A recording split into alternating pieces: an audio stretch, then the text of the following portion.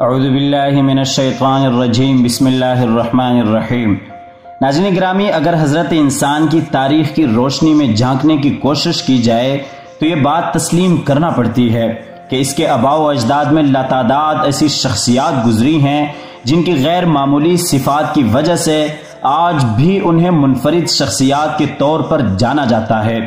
لیکن آج ہم آپ کے سامنے جس نادر روزگار مرد میدان کا ذکر کرنے والے ہیں وہ نہ صرف ایک طاقتور پہلوان کے طور پر جانا جاتا ہے بلکہ کتب ہائے تاریخ کی شہادتوں کے مطابق وہ اپنے عہد میں ایک دیوتا کی حیثیت بھی رکھتا تھا، جس کے بارے میں صدیاں گزرنے کے باوجود اب بھی کئی ایک خلاف عقل واقعات منسوب ہیں۔ ناظرین کرام، میں ہوں محمود الحسن ترین اور آپ دیکھ رہے ہیں یوٹیوب کے اس منفرد چینل حزب خیال کو، جس کی آج کی اس زیر نظر ویڈیو کے لیے سرزمین یونان سے تعلق رکھنے والے اسی کردار یعنی ہرکولس کی زندگی کے چند ایک دلچسپ پہلوؤں کا انتخاب کیا گیا ہے، جو اپنی بے پناہ قوت اور دیگر حیرت انگیز صلاحیتوں کی بدولت اور آ کے تاریخ میں امر ہو کر رہ گیا ہے۔ معزز خواتین و حضرات، اگرچہ اس بارے میں مورخین کے درمیان اختلاف موجود ہے لیکن اکثریت اس بات پر متفق ہے کہ ہرکولس کا تعلق نہ صرف دیوتاؤں اور دیویوں کی زمین یونان سے تھا بلکہ وہ حقیقت میں معروف یونانی دیوتا زیوس کا بیٹا بھی تھا، جس کی سب سے بڑی انفرادیت اس کی مبالغہ آرائی کی حد تک زیادہ جسمانی طاقت تھی۔ بلکہ کہا جاتا ہے کہ ابھی جبکہ وہ اپنے بچپن کے عہد سے گزرتے ہوئے پنگوڑا نشین تھا کہ اس کی ایک دشمن دیوی نے اس کی جان لینے کے لیے ایک خوفناک سانپ کو اس کی طرف بھیجا، جو جب اس کو ڈسنے کے لیے آگے بڑھا تو اس کی معصوم باہوں نے اس قوت کے ساتھ اس کو اپنی گرفت میں لیا کہ سانپ کو خود ہی اپنی جان کے لالے پڑ گئے اور بالآخر وہ اس کے ہاتھوں میں ہی دم توڑ گیا۔ روایت کے مطابق اس موقع پر اس کی والدہ بھی موجود تھی، جو پہلے اس منظر کو دیکھ کر خوف سے ہکا بکا رہ گئی، لیکن جب اس نے اپنے بیٹے کے ہاتھوں اس دشمن سانپ کا انجام دیکھا تو وہ خوشی سے سرشار ہو گئی۔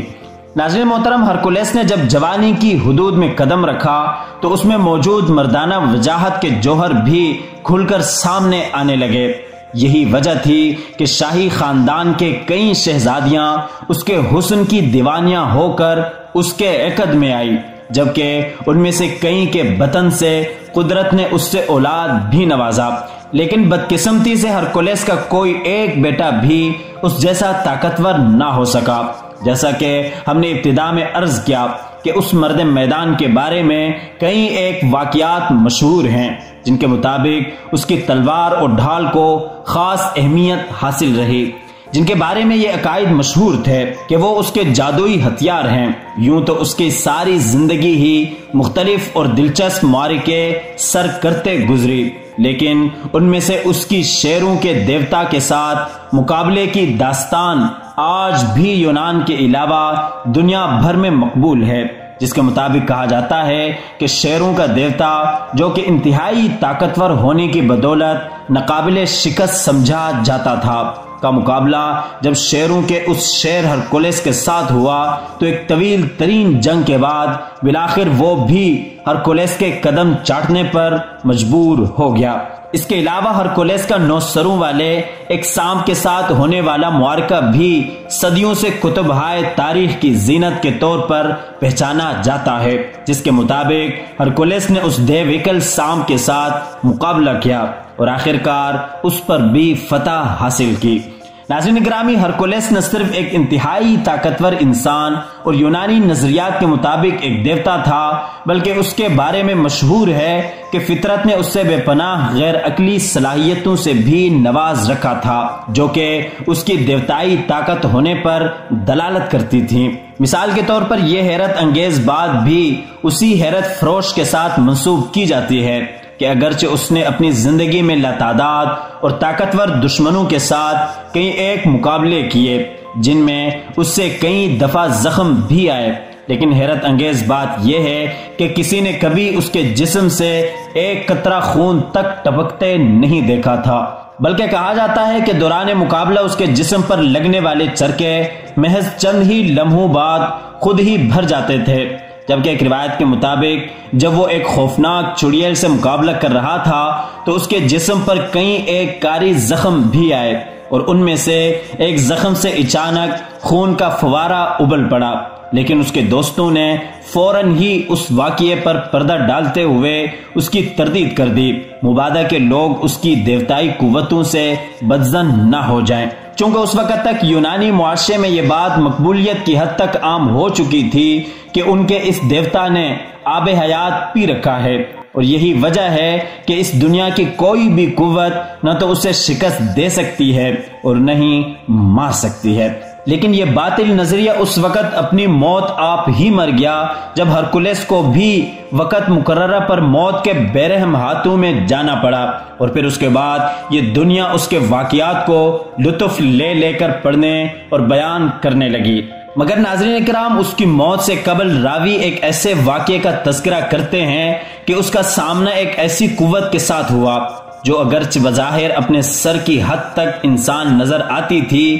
لیکن اس کا باقی وجود کسی گھوڑے سے مشابہ تھا، اور کہا جاتا ہے کہ وہ مخلوق اس قدر طاقتور تھی کہ اس سے قبل ہر کوئی اس کا نام سن کر لرزنے پر مجبور ہو جاتا تھا، لیکن جب ہڈیوں اور گوشت کے اس پہاڑ سے اس کا سامنا ہوا تو باوجود اس کے کہ ہرکولس کی زندگی کی ایک طویل اور صبر آزما جنگ تھی، لیکن آخرکار وہ انسان نما مخلوق بھی اس مرد میدان کو ناقابل شکست تسلیم کرتے ہوئے اس کے قدموں میں ڈھیر ہو گئی۔ ناظرین ذی وقار، ہم نے ابتدا میں عرض کیا تھا کہ اس نامور پہلوان کے بارے میں مورخین میں اختلاف پایا جاتا ہے کہ بنیادی طور پر اس کا تعلق یونان سے ہی تھا یا کہ کسی اور خطۂ زمین سے۔ تو مناسب ہوگا کہ ہم اسی ویڈیو میں دوسرے نظریے کے حامل افراد کا نقطۂ نظر بھی آپ کے سامنے رکھتے چلیں، جن کے مطابق ہرکولس کا تعلق یونان سے نہیں بلکہ اپنے وقت کی سپر پاور روم سے تھا،